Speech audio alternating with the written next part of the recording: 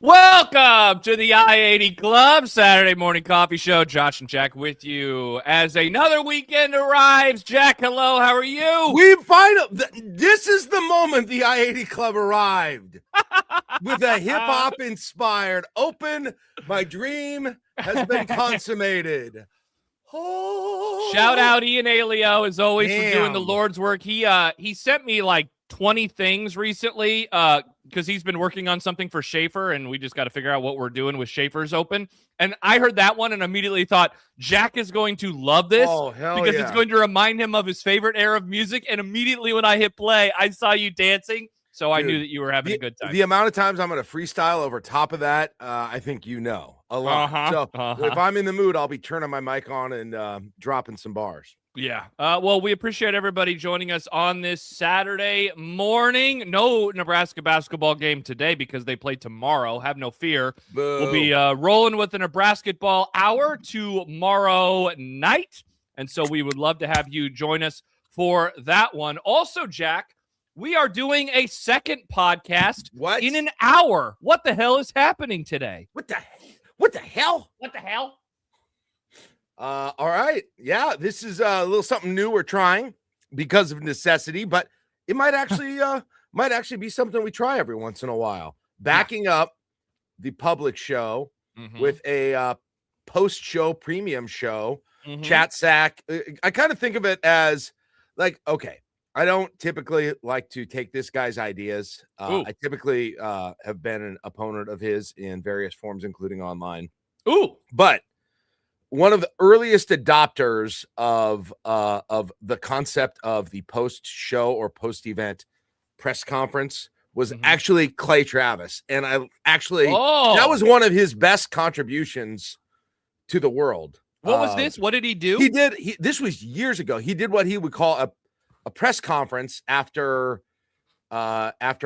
just various things where he would kind of take questions about them for his I don't think it was even subscribers then, and I always thought that was kind of a cool concept.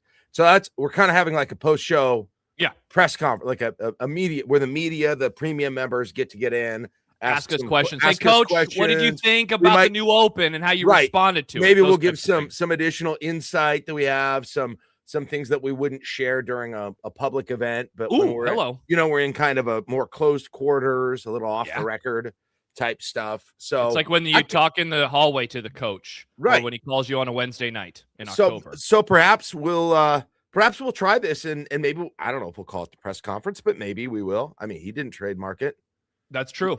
Adam says Clay Travis is a chud. No lies detected.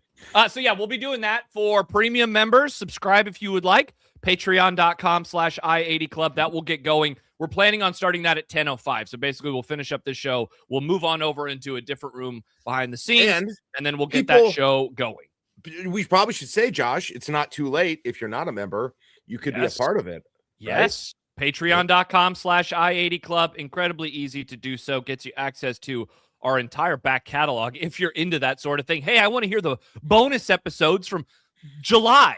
You can go check those out. All of those are available for you. Why would you do that? I have no idea. Maybe but it is available. A summer project should be sorting through the things on the back catalog you might be interested in, and not a bad idea. You would not be interested in. perhaps. Not a bad idea. So yeah, all those available, patreon.com/I80 Club. Again, we will start that one pretty much an hour from right now. And we will answer questions from listeners. We'll there's been some football stuff that, Jack, we have not had a chance to get to on the pod. I've been sick this week. My voice is finally okay. My cough is finally lessened. Did you give it to Rank Mast? Is that you? Are you patient zero? I cannot confirm or deny that Rink and I were hanging out this week. Ruining the dream season? Yeah, not great. Not great. It's on Josh, everyone. It is indeed. So that's why we didn't do an I-80 live earlier this week. But as Jack said, now it gives us a chance to try something else. And hopefully if it works and if it does, maybe sometimes we don't do a pod on a Wednesday night and we get to spend time with our families, and then we just do 2 pods on Saturdays. That could be the game. We'll see. We're going to try some things. We're re-strategizing several things in this off season, and so we're testing some things in advance of it. Along those lines, real quick before we get to the actual meat of the show, mention the Nebrasketball hour tomorrow. We've been teasing some things that we are doing, traveling to the NCAA tournament. Again, if you would like to help us out, we are. Jack, how much are we wanting to say here? We're more than 50% of the way to what we are hoping to raise for that trip. So it's not like this is an idea that we're hoping to do. We're going to do it. If you would like to help us out, if you would like to sponsor our trip, we have an email address, interstate80club@gmail.com, if you would like to reach out to us there. Yeah. We're going to be doing some stuff, like in politics, stick to sports, that you often hear about the small dollar donors that really help a movement form. We are going to do something. If you don't own a company, but you're like, I'd love to help, do I get anything out of it? The answer is yes. Yes. You will get something out of it. That's Which is a good feeling in your heart. That's what it is. It's a good feeling out of your heart. But actual more than that too. No. Can I give a little bit? I think we'll give the full update next week, Josh. That's the plan. Yes. But can we say, and maybe we'll give a deeper full update in the premium show afterwards. Okay. I like that. Things are looking good. Things are looking great. Things are looking good. Yeah. For what we've now finally landed on, the I-80 Road Show, the I-80 Club Road Show, I should say. I-80 Club Road Show. And that'll be a brand that hopefully we'll use many times when we including going to Atlantic City, apparently. Mike has already booked us a trip to Atlantic City for a football-basketball dual event, which sounds great. Incredible. But the I-80 Club Road Show, this one will be called Dancing with the Skurs. I love it. And thank you to my daughter, a big Dancing with the Stars fan, for coming up with that name. And stay tuned, yes, for more information on if you would like to help a little and get something back for it. And if not, it's totally fine. But more importantly, if you're going to go, how we all hook up down there. Yes. Because I'm so excited. I'm so excited. Now, win. Get yourself to Oklahoma City or St. Louis, Nebraska. Yes. And I want to take a little bit of time talking about not the trip as much, but some of the research I've done on that. So, all right. So there you go. Again, Jack said we'll have more of an update in our premium show a little bit later today. Patreon.com/I80 Club if you'd like to join us. And then next week is when, I think we're going to plan on kind of rolling out the stuff. And again, for the small dollar donors, if you will, what you can do to help us get there, and also what you can get back from us, which we're very excited about it. I'm going to spend the latter half of this afternoon, Jack, putting together some stuff in terms of how it will look and the things that we will be doling out there. So again, we will have more announcements coming up over the next week or so. Let's just get into it then. Nebraska plays Illinois tomorrow, Jack. And it's an interesting spot that the team finds themselves in. They've been gassed up more following a loss than perhaps they were nationally in the midst of a 20-0 start. Did you hear Fred Hoiberg yesterday was a little like, yeah, it's weird how this is happening now after, we had the start that we did. But it's obvious to know why, or it's obvious to see why. They were down 2 of their best 5 players. I know. I keep debating how to say that. Definitely 2 out of their best 4 offensive players. Wow. Yeah. Half of their best offensive players. That's fair, isn't it? I think so. I don't know if I've been gassing up Frager too much when I say scorers. That. Absolutely. And so they're down Frager, they're down Rinkmass. Not only do they take Michigan to the brink, they lead basically the entire game, and they succumb at the end to not being able to make any shots. Essentially, they missed a ton of threes. What was it? The last 10 threes against Michigan. Just There's one some more. I don't know if anyone has seen this. There was some fouls that were and were not called that I think some people maybe had some thoughts on. One guy on Twitter decided to go back and rewatch the whole game and do a Twitter video on every foul that was called or not called. He does that when that is disgusting behavior. Jack, I always thought you were a ref freak. And then I see a guy on Twitter doing, hey, let's rewatch the game and talk about referees for 3 years. I know it is. Oh, yeah. Okay. Yeah. I didn't know if you. Yeah. So I wanted to say to you, I have been overestimating your hatred or love of talking about officials. You are not who I thought you were. Ant Wright is who I thought you were. I've been fairly I think I've been fairly reasonable in my reaction to the officiating. I think so too. And one particular call. I did get in another in-game argument with Ant Wright. That's why the show started a little bit later than it was planned, because you were just yelling at Michigan fans on. No, but during the game, I was arguing with Ant Wright, who is, he's a Michigan guy. You know, don't fall for the no bias thing. Okay, at least as it pertains to the Michigan game. Still like him. Still like his content. Still hope to get him on the show someday. But hook up with him. But he and I had some differences of agreement during. We need to get him on the show before the start of the tournament. We have to have him on at some point over the next month and change. Dilo says, "Amazing what a 20-0 start will do to your obsession over fouls." Yeah, it does help, doesn't it? When you win every game. Back in the old club discussion about how whiny are Nebraska basketball fans. Yeah, well, if they were, I think we know part of the reason why is because winning is one of the reasons that doesn't happen nearly as often. Real quick, Josh, on your point though, that Fred was like, "This is weird," but you had Rothstein come out and make a video and basically say, "Yeah, I'm more sure about this team now than ever after that game."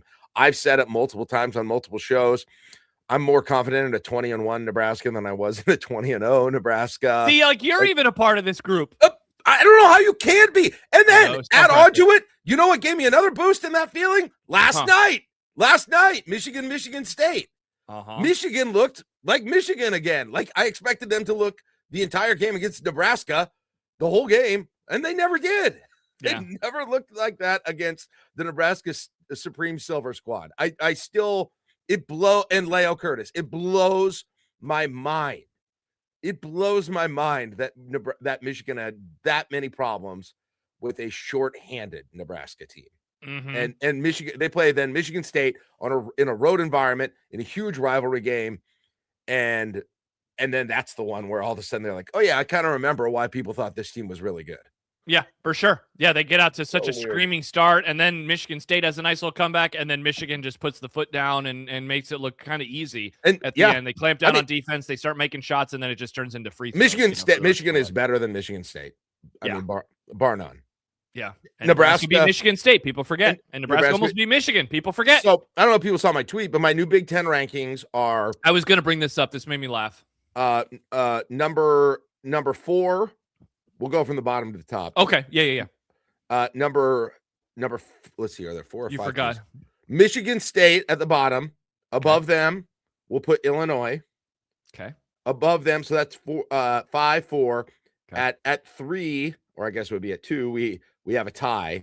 Yeah. And that's between Michigan and 60% Nebraska. Sure. Yeah. So again, yeah. So 5, 4 tied at 2. And then number 1 is Nebraska full strength. Yes. So an interesting question is, if Nebraska full strength played Nebraska 60%, who wins that game? I think I'd go with Nebraska full strength. I don't know. I'm pretty impressed by the skeleton crew the other night. The skeleton crew. I like their defense. I like, a little bit of a small. I like what Leo Curtis brings to that team, and he obviously wouldn't be on the other one. I'm still going to make Nebraska full strength about a 5.5 point favorite in that one over the Nebraska skeleton crew, and I'll make them about an 8.5 point favorite over Michigan. So, yeah. And then also, thank you to D'Lo for posting. Because Matt said everyone who watched that Michigan game knows Nebraska is the better team, and D'Lo said almost everyone, and a photo of Ice Young, who kind of broke the internet the other day to the point where CBS Sports Proper deleted the tweet. They did this. Jack, I know you're a huge Star Wars fan. Can't get enough. One of the famed lines in episode 3 is when Obi-Wan Kenobi tells Anakin Skywalker, "You have done that yourself." And I want to offer that to CBS. You have done that yourself. They chose the breakout video. They could have done any breakout video they wanted from it's Jack. Remember that one time that I made our breakout video, you saying Dylan Raiola, bit of a tryhard after the game, the win over Boston College, and everyone was yelling at you. Though, Jack, real quick, a take that I think has aged fairly well. Good job by you. Thank you. You recognized it before many people did. But anyway, we brought the anger to our doorstop by me choosing that as the breakout video, much like CBS did. But in the case of CBS, I wasn't trying to make you look like an idiot. I thought that was very interesting conversation. CBS made her look like a moron because in the end, she's like, who have they played? Which I don't understand why that is still a critique. That's like saying that about Indiana football this year. Who has Indiana played other than Oregon and Iowa on the road and Illinois at home and then Ohio State in the Big Ten Championship? Otherwise, who have they played, though? Who have they played? I'm glad she said it because I swear that is a perception that's out there. It's just sort of a... I don't get it. I know, but it's just sort of that, well, this is just what happens when a team, it's what they said about Indiana football, too. Sure. And it was more true of them than it was Nebraska more true of them in 2024, not in This is always what you say about a team that's unexpectedly having a great season. You just assume that about it when you see them. And I think that's a great point, Jack. It's kind of like it's just like who have they beaten? When you don't watch a team, it's an easy thing to say. Right. Exactly. I mean, people probably have said that in previous, like the year Gonzaga went unbeaten in the regular season. I bet they said the same thing. And I don't remember, but I'm sure they had a harder non-conference schedule that year than people realize. Even though, of course, yes, in their conference, whether it was a Mountain West or West Coast or whatever they were in at that point, it was like. But it's just, I think it's just an assumption that you make, and I think that has been happening. And then you look at the schedule, like, oh, they went to Illinois and won. Oh, they beat Michigan State. Oh, they murdered Wisconsin. Oh, they beat New Mexico by double digits. That's one of the few non-conference wins that's aging well. Most of them aren't, unfortunately. Mm-hmm. So I mean, I was actually glad. As soon as it went up, I was like, I almost felt bad for her just because I knew she was going to get. Oh, she was getting dragged. I thought the funniest thing was that a community noted. That's pretty funny. That is pretty funny. I'm fine. Whatever. It's fine. But also, as I said on Unemployed yesterday, a great podcast. Let's not act like this is like unexpected or out of the ordinary for a fan base or no, of course not. And like to get online and mix it up with people who you think are downgrading your team or people of other fan bases. Can we just quit ever acting like the Nebraska fan base is that unique in football or basketball online about anything? Yeah. It's just, yes, they win. They're very good at winning polls and those sorts of things. But in terms of their individual behavior, can we stop this? I just, and it's not that I'm defending the bad stuff. I'm not, which was part of what I was worried about when you see, oh man. And plus I was like, oh, how quick is somebody going to say something sexist after this? Sure. That was my first reaction. Call someone a moron because they're a moron, not because of their gender. But I mean, come on. If they had been talking about, I don't know, pick Alabama, right? I mean, you would think the exact same thing. It's not because it's Nebraska. Jack, was it you and Schaefer yesterday, or maybe it was Schaefer on his show with Happer this week, that brought up the point, like, I think nationally, like we've always known, hey, you want to get some clicks, you want to get some engagement, talk about Nebraska football. It's a very easy way to do so. I think the national people are starting to learn, hey, you can do that with hoops too, because this fan base is there's so much interest right now in this team. Like one of the things that you and I think is kind of in a way, like an unspoken ethos of the I-80 club is, when your team is playing well, you want as much things to listen to and read as possible. Still not enough. Still not near enough. Of course, Jack, one of his big laments is if he wants more Nebraska basketball content, he has to listen to his own show or radio show. 50% of the content, it sucks for me because 50% of the content is me. Yeah. And I get done with my show and I'm like, oh, now I want to listen. after the post game show, it's like I want to listen. I want to listen to else. another post game show. And I was like, I don't want to hear my show. I know what I think. Yeah, I exactly. hate that. You'd be nodding the head. Oh, this guy has some really good opinions. Still not enough. I think we're learning the national audience or the national folks. I think they will continue to lean into them as well. And of course, Jack, it comes of weeks of all weeks where they had a number 5 versus number 3 game on Tuesday, and then tomorrow number 5 versus number 9. So the greatest week in the history of Nebraska basketball, at least in terms of opponents in back-to-back games. It's crazy. The world that we are living in right now is the calendar is now 15 hours from turning over into February. Like, it is wild what we are looking at and talking about right now with this program. And it's still every day, every game, even the Michigan game as a loss. Like, I was as flabbergasted by how that individual game went as I am by this entire season. Sure. It's like there's a new level every time of shock and elation and dream-like sort of feeling to everything with every event and game that passes. And you still have not had a game where that hasn't been the case, I guess, with the perhaps exception of some of the sleepy non-conference games, New Hampshire, USC, upstate. But the rest of them, it's like what I was saying on radio, I think to you guys yesterday, was there's still, here's what shocks me and is maybe, I think, underrated in this whole thing.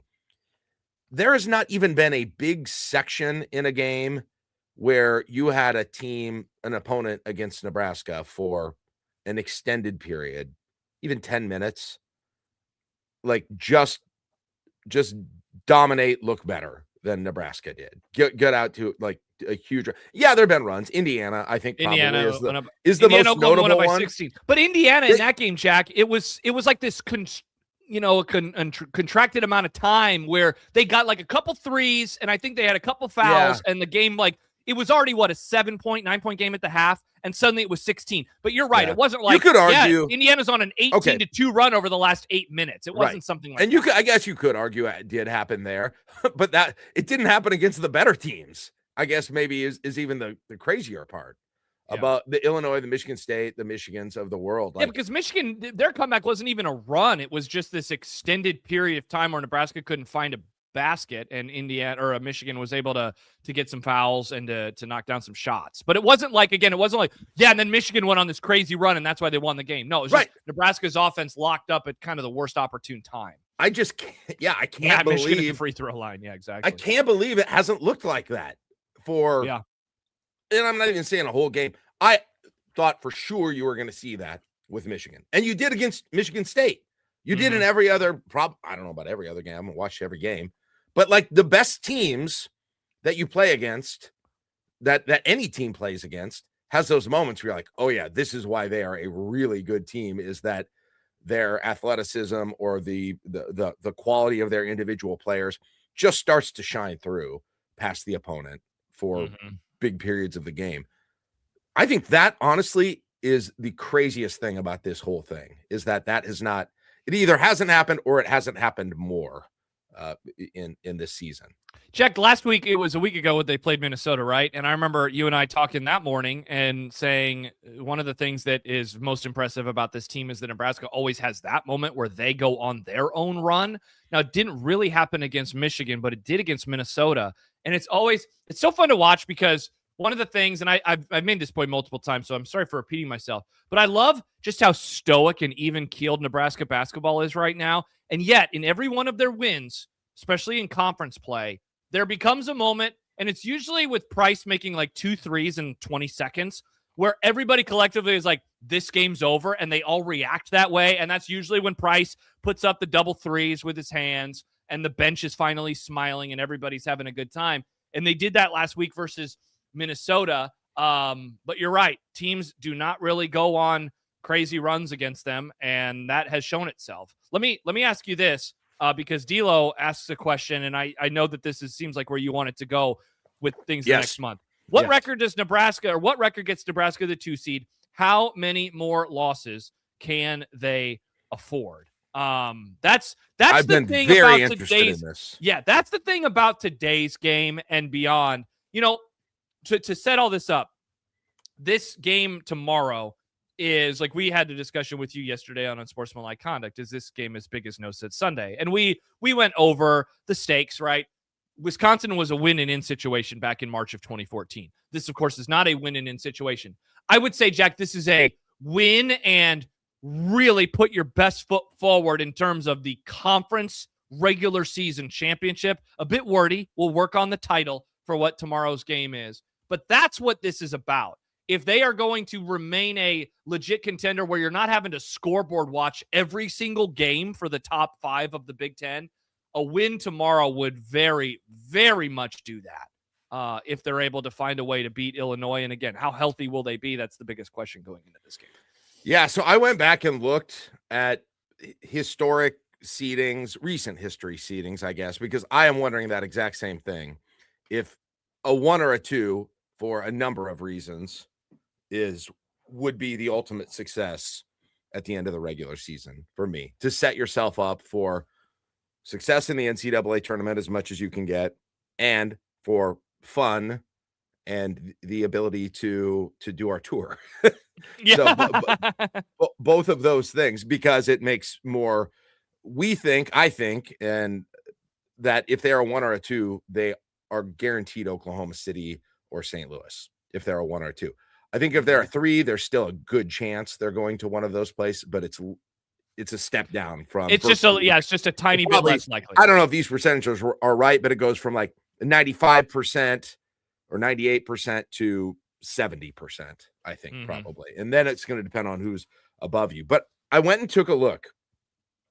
Let me read you the records and the net rankings of the number 2 seeds over the last few years, kind of showing you where the floor of that tiny group is.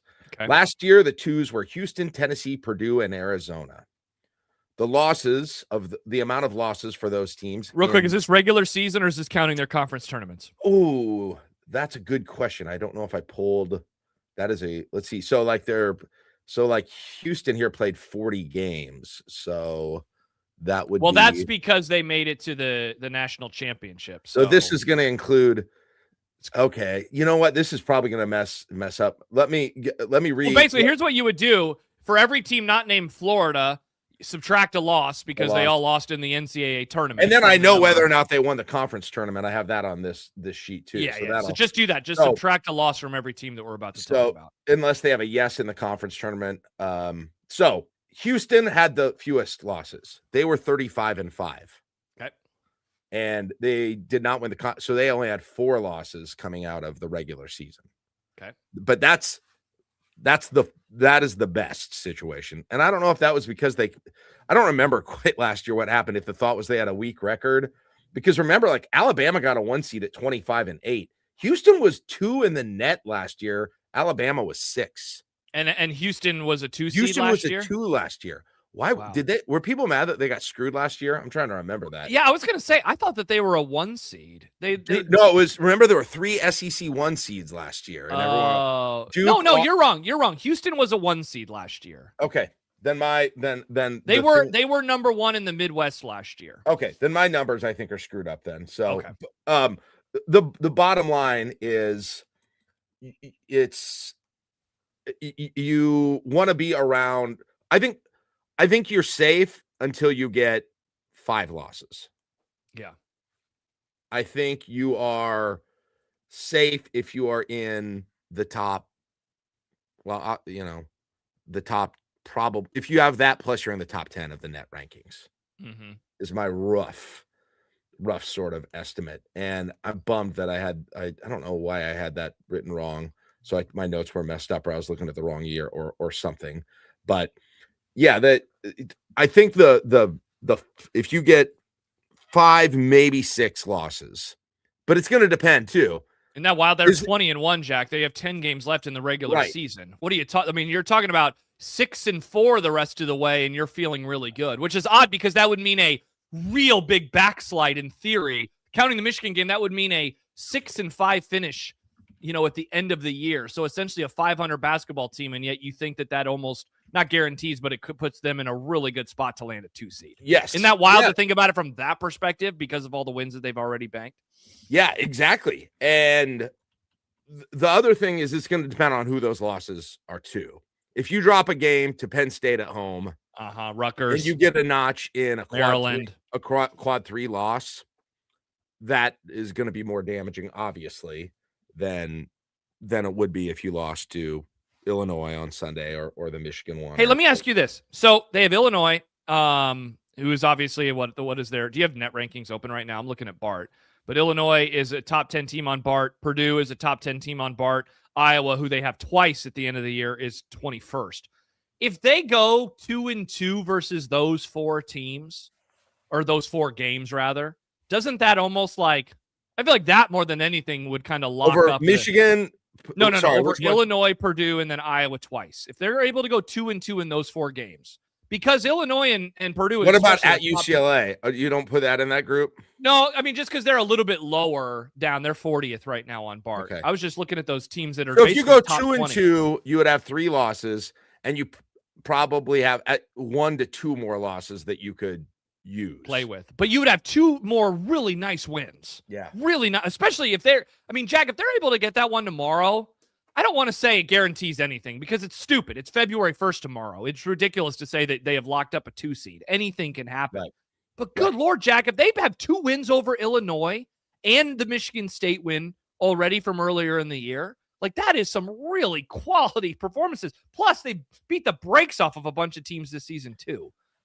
All right. Will you check if I have the right ones now? So for 2024, not 2020, would have been UConn, Houston, Purdue, and North Carolina. Were those the 1 seeds in 2020? Not last year, but in 2024. You're talking about the 2024 NCAA tournament? Yeah. Can you pull that up real quick and verify that I fixed my UConn, North Carolina, Houston, Purdue. Yeah. Okay, good. Okay, so now I got the right ones. Okay. So that year, 2024, your 2 seeds were Arizona at 25-8.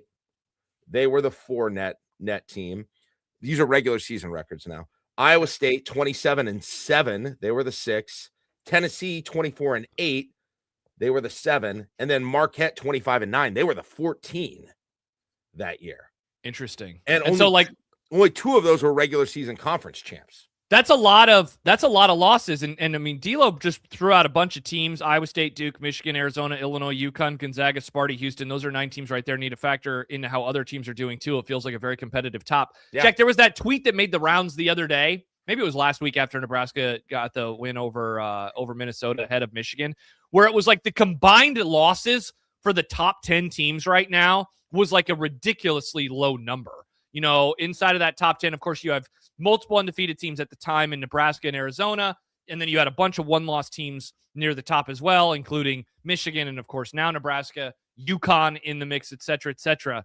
Perhaps we're looking at last year and the year before, and it might not be as indicative of things as this year is, just given the top of the sport has way fewer losses, though it is also January 31st, and so many more opportunities for losses in the weeks to come for all of these teams that are near the top of the country. There has never been a team that had 25 plus wins and a top 10 net that fell to the 3 line.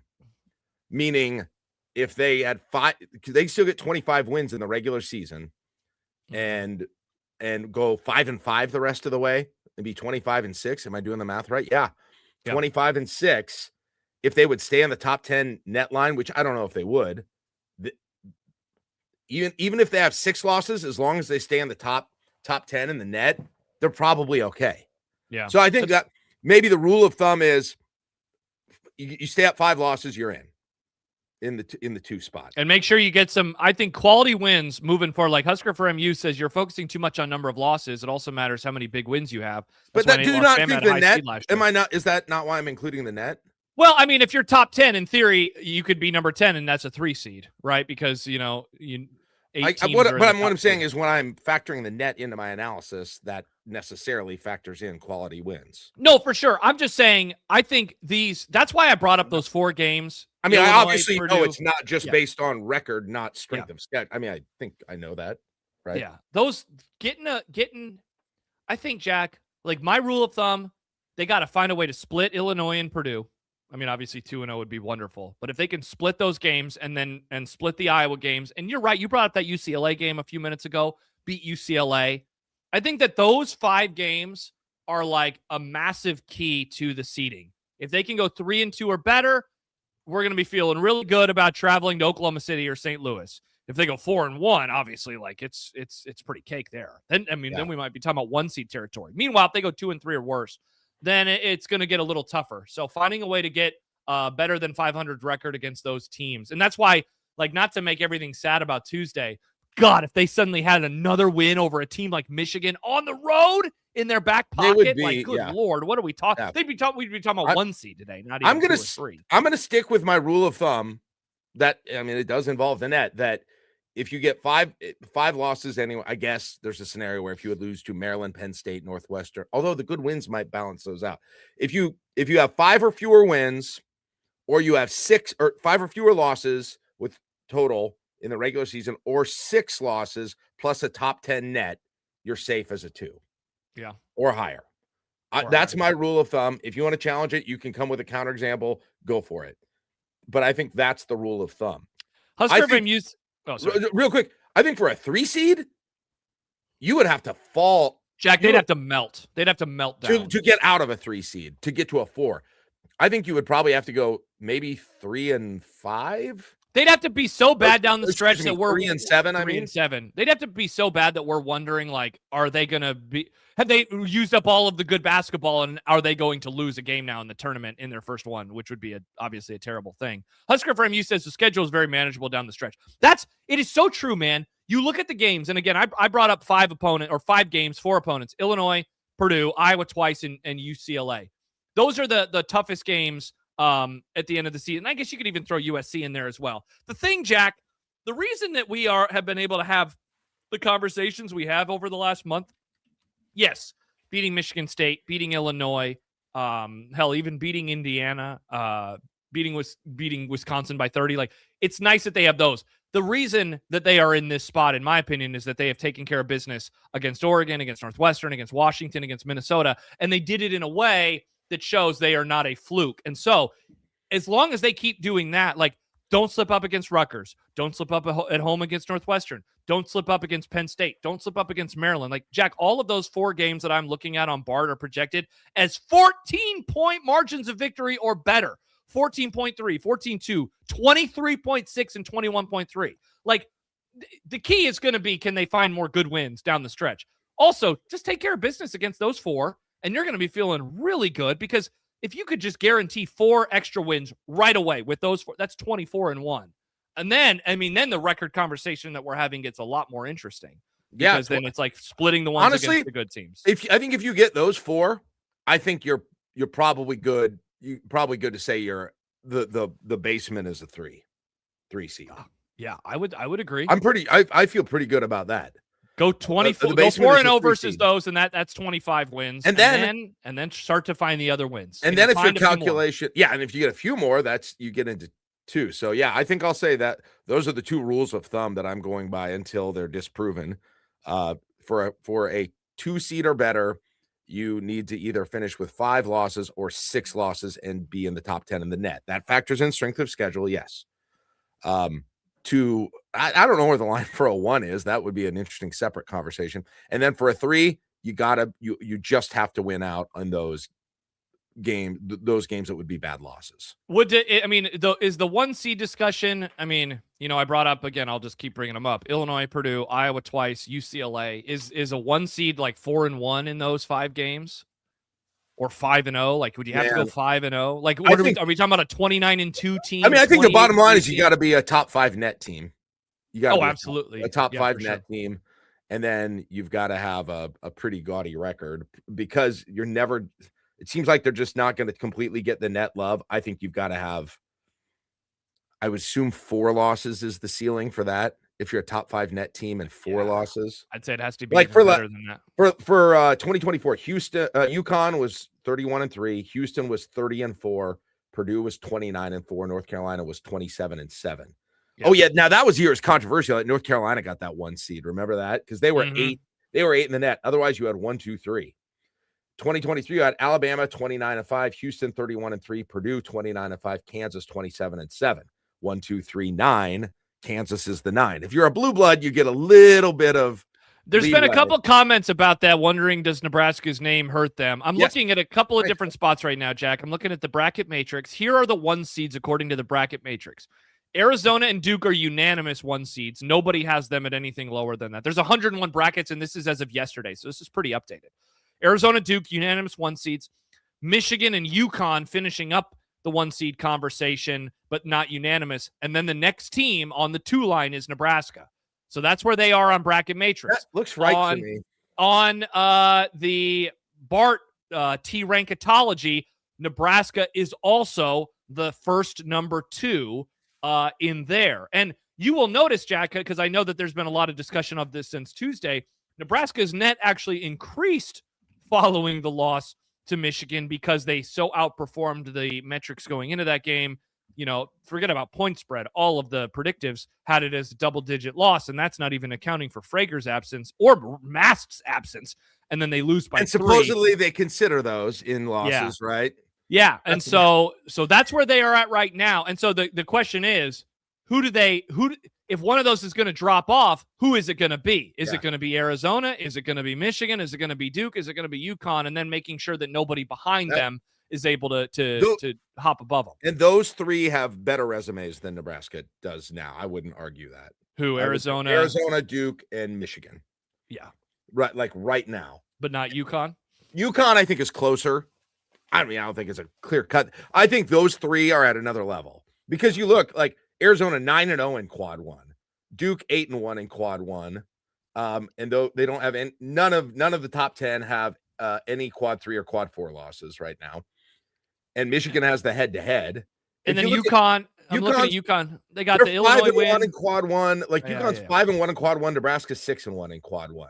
Yeah. Right. Well, that's the thing, dude. UConn, they're not going to have any. Check their best game in terms of the rank of their opponent is St. John's. Nebraska has like 4 games that are better moving forward than UConn. I just think if they finish similarly, Nebraska can be ahead of UConn. Yeah, if they have the same record, you figure that Nebraska is going to have better wins at the end of the season because they're going to have more opportunities. UConn doesn't have as many opportunities. Right. And then the other sort of challengers in that group include Illinois and Michigan State. So if you win, this Illinois game, is so big. It's not only obviously a win for your resume. It's not only the Big Ten standings. It's NCAA pecking order. And then it's Illinois is double important if you're concerned about location because they go to St. Louis. Yeah. And so you want to be ahead of them. This is the biggest game left on the schedule by far. Because it involves all of those aspects with this whole thing. But and then of course, if Iowa State or Houston, I think, get really turn it on at the end, they could also pass Nebraska. Even if they, Nebraska had a good end of the season, if we're talking about that. But I think Arizona, Duke, Michigan, one of them would have to really fall apart to get out of those 1 seeds. And that seems pretty unlikely. Although Michigan's schedule gets a little, I don't know, man. I don't know about Michigan. We'll see. We've been talking about it for a month. We've been talking about it for a month because they had such a strong start where they're just blitzing everybody and they've just come back to earth a little bit. By the way, Jack, you saying what you did reminded me. So we had on Sportsmanlike Conduct this week, we had CJ Moore from The Athletic. I heard some of that. Yeah, and because he wrote a really good story before the Michigan game. I think I highly recommend reading it if you have an Athletic subscription. There was a quote in there from Sam Hoiberg about the tournament 2 years ago that was really interesting. Basically, like they had put so much pressure on them to win the first tournament game for the program, and it just kind of melted down on them. And this year they're not focused on it in that way. Anyway, though, John asked at the very end of the interview, how big is the tent? Did you hear this question? How big is the tent of? Yeah, that's the part I heard. Yeah, I heard the end of it. Yeah. And so he was like, well, that's funny you asked because I have a story coming out on Friday. I'm looking at that story. And here is how, after a few paragraphs to begin, one of these 6 will win the national title. The teams: Arizona, Michigan, UConn, Houston, Illinois, Nebraska. Those are his 6 left teams. Duke out? He left Duke out. He says other title contenders I wouldn't be shocked to see win, and Duke was the team that he mentioned next, Michigan State, Purdue. Iowa State, et cetera, et cetera. So CJ is very much in on, and I brought that up because of what you said a moment ago about Duke. He was just a little weary of them. Like, I don't know about Duke. I think that I don't want to put words in his mouth, but the tenor was almost like a fool's gold kind of conversation with Duke this year. Duke gets the nod above Nebraska now. One, because of efficiency metrics. Number two, because of the name that plays into it. But based on like blind resume, Nebraska's is probably a skosh better than Duke's, mainly probably because their losses against Michigan on the road and Duke's losses to Texas Tech. Mm-hmm. So I think that probably but they're in that. Duke's actually number 2 in the net, though. They're ahead of Michigan in the net. D'Lo reminds us that Duke plays Michigan, which is so weird that they're going to have a non-conference game in February. Who are we rooting for? Who are you rooting for? That's so weird. I heard that last night on the broadcast. I was like, what in the world? Probably for Michigan, right? Because like a loss doesn't do anything with the non-conference, but it maybe knocks Duke down a peg. And I think there's more of a chance Duke will be – Michigan has a head-to-head win. If there's a chance that Nebraska could get a benefit of a loss in that game, it would be from Duke than Michigan. Yeah. I think we're really reading into like deep seating scenarios, but this is the fun of it. Like it is. This is somebody said that earlier. Never got to do before. Somebody said that on the Discord. Like, how much more enjoyable is this than what it's been in years past? Yeah, Matt, it's fun to do all this nitpicking between a 1 to 3 seed rather than being one of the last 4 into the bubble. Yes, but probably the worst scenario is probably they're a 3 seed with. Which some people are going to call a dark horse to go to the Final Four. That's probably the worst case scenario right now, barring additional injuries or something like that, which is crazy. Like that's the bottom we're talking about. The top, we're talking about being a 1 seed in the NCAA tournament. Insane. And facing somebody who won in Dayton on the first game. Can you imagine that, Josh? I literally cannot. Bring in like a Prairie View A&M in Oklahoma City, which would, or a team from the SWAC that's one of the top 5 worst Ken Pom teams Nebraska's played this year. That's on the table. Yeah, which oddly enough is the games that Nebraska has played their worst in. So let's hope that focus, pretend that it's Illinois on the other side of the floor. There was a question a few moments ago. By the way, real quick, I agree with you wholeheartedly about tomorrow. This is the biggest game of the season. I think that this is the fork in the road. What seeding and where the team is going to be, top of the conference, is I think decided tomorrow. If they lose, if you want to stay a 1 seed game and have the potential of winning the conference, you got to win this. I think if they lose, it's not going to happen most likely, and it would take a then the conversation becomes the margin of error is just way too difficult if they lose. That's a great way to put it, Josh. This is if you want to keep 1 seed and regular season Big Ten championship. Yes. Seriously in the mix. Of course, things can still happen. That's the win column. The lose column still is in a bad world. We're looking at 2 seed as probably being the ceiling, which it still very much could be in that situation. And then maybe also potentially going on a run in the Big Ten. Well, a run. You don't even have to win that many games in the Big Ten tournament because you get a double bye. Yep. That's the other thing. You do want to stay in that top 4 in the Big Ten. Absolutely, because you don't want to have to play on Thursday. You want to. And that's another reason why this is important. Well, this is I think a nice jumping off point into this question from Husker from you. Do people care about the Big Ten title? Doesn't do much for me. I'm a little surprised to honestly hear that sentiment because I think obviously it'd be incredible. I think a regular season conference championship is way more impressive than a tournament conference championship. When's the last time Nebraska won the regular season conference? Like in the 50s? Man, yeah, they didn't. 60s? The year they won the tournament, they didn't win the conference. They were not the 1 seed that year. Yeah, Missouri was that year.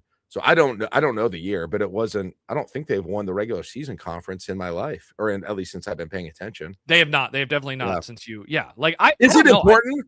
I don't know. Like compared to what? I suppose is the question. Every real thing I want has to do with the NCAA tournament. That's the priority. Sure. Like I would take. Is it more important than winning a first game? No, of course not. No, and it's not. I would take a Sweet 16 before I would take if I had a choice between the two. Going into the second weekend of the NCAA tournament, I'd take that over a conference tournament. Yeah. I think what you said, I would take a conference tournament over a conference regular season championship over a conference tournament win because of what you said. So I don't know how important. I mean, yes, it would be. I mean, first of all, just to be able to hang a banner. You'd have a new banner up there. You'd have a banner and, a little bit of ammunition for trash talk and all of that. So sure, it'd be awesome, but all of the things I really, really want have to do with the NCAA tournament. Yeah, in a way you're doing like power rankings of all the things. It's like win a natty, make the Final Four, and then it's like how far down do you have to go before regular season conference championship slots in? Is it like more important than losing in the second round of the tournament? Like what is it? Where's that line? No, I would say every tournament thing is higher. NCAA tournament thing for me. Yeah, is like if I could have you can either go to the second or the third round of the tournament. You can go to the third round and have no regular season conference title, or you can go to the second round and have a regular season conference title. I'd rather go to the third round. I mean, D'Lo does say it. If they win the regular season, they aren't losing in the first round. They'd be a 1 seed. Yeah, and he adds, Big Ten basketball title would be the biggest achievement across the entire athletic department since '97. I don't think that he's wrong. I think that this would be the biggest thing for, at least on the men's side of things.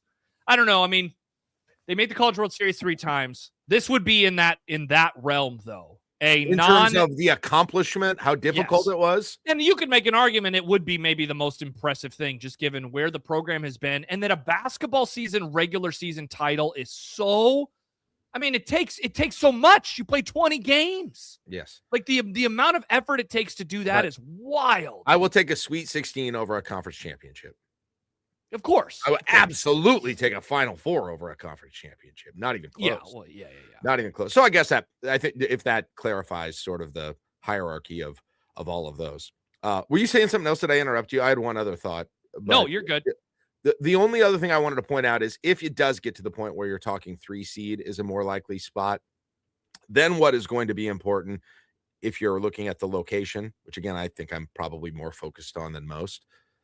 But what is very important is who is in front of you in the 1s, 2s, and the rest of the 3s. Are they schools? Are they that would be not shipped, but sent where their ideal location would be St. Louis or Oklahoma City? We can kind of enumerate who that is. Illinois for sure. Iowa State, Houston. The ones that are right now in the net top 10 wouldn't be Duke, wouldn't be Michigan, wouldn't be Gonzaga, wouldn't be UConn, probably wouldn't be Michigan State. And then those that are just outside, and I'm just doing I don't have more than the top 10 listed, but Kansas, Texas Tech, like Louisville, if they would enter the conversation. I doubt they will. Am I forgetting anyone else? Because I think, I assume Arizona is going to San Diego, not to Oklahoma City. Arkansas would be another one. Cheering against the Kansas's, Arkansas's, the sort of that. Basically just look at all the Midwest teams and start rooting against them. Who you rooting against? Those teams. So if you're a 3 seed and you have more than 4 of those seeds, if you have 4 or more of those teams ahead of you, that's when you get shipped to Buffalo or Tampa or wherever. Terrible. It might be. So and you and I are scrambling. The I-80 club is scrambling. Yeah. So Iowa State, I think is a big one because they're not in the conference. They're kind of the biggest one that's not in the conference that fits that bill. And Houston is the second. So the more those two lose, the better that situation I think becomes. Matt says, I know you all want OKC, but imagine going out in San Diego after winning a tournament. Oh God. In terms of the experience, if San Diego would be a blast.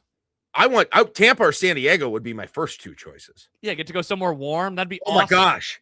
Absolutely. Yeah. I'm just thinking of price and the amount of Nebraska fans that'll be able to come. Yeah, if they go to Oklahoma City or St. Louis, it's going to be a madhouse. It'll be a madhouse regardless, but especially those two because so many more people would get to go. But yes, us going to a taco place in San Diego sounds incredible. Like, by the way, I would not say no to that. The plan for the tour is to go wherever. We're going regardless. We're going to go wherever they but if it's a flight where those tickets are going to be freaking pricey and we're going to be booking at the last second. So or housing. Whereas if we're going to Oklahoma City, we're probably driving. And so it makes it a whole lot easier. Now I want to just ask you guys this in the chat, take out price, not price Sanford. No, take out another PRIC, injury. Take out price and travel, logistics and all of that. If just rating and the amount of fans that would be there, just the location alone, how would you rank them? in terms of going. And I haven't even been a lot of these places, so I don't quite know how to. But I think I would want, if you stripped all those other things out, just location, I want to go someplace warm. So yeah, San Diego's number one. I got San Diego, Tampa 1-2, I think. San Diego, Tampa 1-2. And then 3, I might still have Oklahoma City 3. I was going to say, actually, I think I still have Oklahoma City 2, just because of the closeness of it. I think would be awesome, and just so many more fans. So I think I'd go San Diego 1, OKC 2. Man, I don't know if you've ever been to Oregon. I love Portland. See, I've never been. I probably would have Portland 4. Portland, I'd have 3, and then yeah, maybe Tampa 4, or maybe St. Louis 4, Tampa 5, and then. Why do you have Tampa? Do we need to have Greenville higher in this conversation? South I don't Carolina, know anything about probably Greenville. Good weather at this time of year, right? Probably good weather. Not quite as nice as Tampa, but why do you have Tampa so low? I don't really have any desire to go to Tampa. Why? None. Have you been there? It just seems like a place that I don't really like. No, I don't know. I can't explain it. Can you go down? We can go down Clearwater Beach while we're there. Oh my gosh! Philadalia last, Buffalo crazy, second man. to last. Those are my spring training. I don't care about spring training. Buffalo. I think I have. I feel like I have Greenville last, but maybe I shouldn't. And Buffalo, for some reason, I have zero interest in too. So I'd put Philly, Buffalo, Greenville in my bottom 3. Yeah. Isn't it wild? D'Lo says this. I'd be bummed if it was San Diego, to be honest. We need a Nebraska takeover. I agree. That's the funniest part about this. Is like, awesome weather-wise, we would have a blast. But in terms of home court and all of the trappings of like an incredible, memorable weekend that no one ever forgets, yes, Oklahoma City is number 1, and it's not even. My real ratings are OKC 1, little bit down, St. Louis 2, then a long way down, San Diego 3. Yeah, for sure. Yeah. God, man, it's going to be great. Yeah, D'Lo says great bookstore in Portland. Exactly. I love Powell's. Jack, we go to Powell's together. You love books. You love reading. Oh, I want to read. I might get lost in reading and forget the games. You would. You'd be like, oh, man, I'm reading this novel. The great American novel. Jordan says Josh doesn't want his face bitten off by someone high on bath salts. Yeah, that's the part about Florida, Jack, is there are Florida men. You got to watch out for the Florida men. This is one of the places of this group that I've been. I've been to San Diego, Tampa, Oklahoma City, and that's all of these groups. And St. Louis. Yeah. That's it. And I don't know. I like Tampa a lot. And the beaches, man. What are we talking? What are we doing? We're podcasting. We're not going to no beach. We're podcasting. Doing? We're going to the beach. We're podcasting. We're going to the beach. Dude, I've seen the internal memo that you sent. We're doing like 800 shows a day. How are we going to have time to go to the beach? It's like Schaefer show and coffee Schaefer show. Can do his show himself. And Nebrasketball hour. He can get Verghese or someone, and you and I will go. We'll go to the beach. That'd be awesome if it's like, hey, it's a Thursday. It's a building block Thursday. Got to talk to Tim Verghese. No, Schaefer, they're playing basketball today, and he's just so focused still. He's just so focused on football. Nice, Connor. Excellent work. Excellent work. Oh, man. Wow, what a time to be alive. By the way, before we say goodbye, and then post-game coming in mere moments for our subscribers, if you want access to that show today, again, patreon.com/I80 Club. There was a question a little bit earlier in the chat. We talked about it a little yesterday, Jack, on the Grum. Rinkmast and Braden Frager. What are you expecting? I know you guys asked me this, and I don't. I'll say that for whatever reason, Schaefer, I never know what he really knows. I was trying. He had great intel on Frager, like immediately before anybody else. I do this with a lot of you guys because I don't always know how informed. Usually, I think you are some level of informed beyond it being opinion.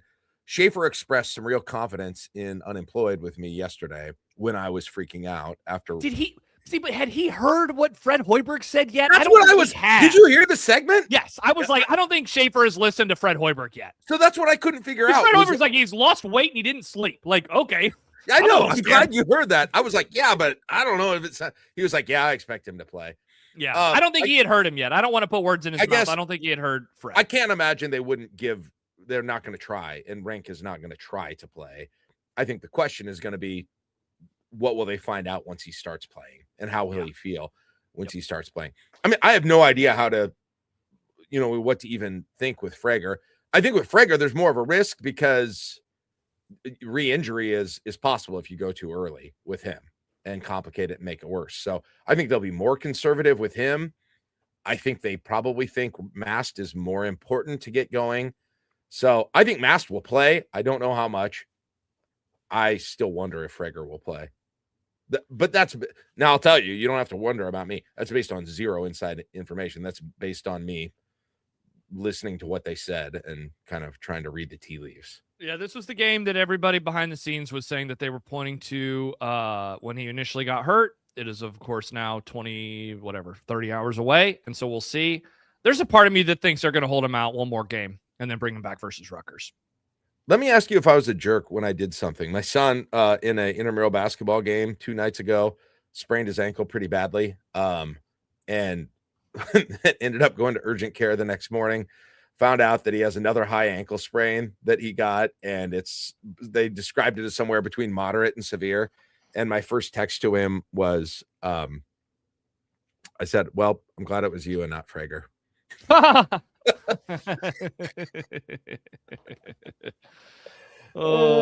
Fight says, I don't buy the narrative. If they're not healthy, then you shouldn't try to win.